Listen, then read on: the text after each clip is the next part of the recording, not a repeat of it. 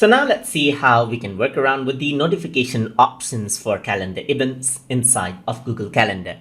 So in order to work around with notification option, let's say I want to set one up for meeting that is there every day. So I'm going to click on one of the event and I'm going to click edit.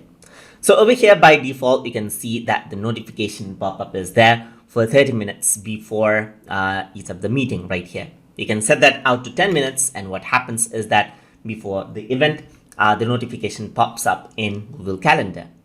On top of the notification that you have right here, you can also go around and then choose out other notifications. You can choose type of notification right here, but I don't want to change the type for this one, but add another notification. So I'm going to add notification, and let's say this is going to be an email that comes 30 minutes before the meeting so that I don't miss it.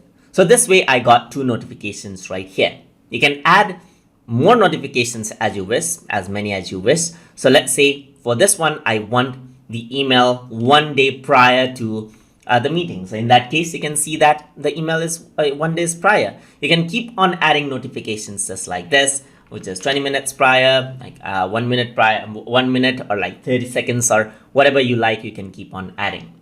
If you don't want to add in any notifications, you can simply remove the notifications out as well so that it's not there anymore. You can add the notification. By default, you can see it's 10 minutes. So you can just go around into 10 hours or like 1 day and set the notification however you like.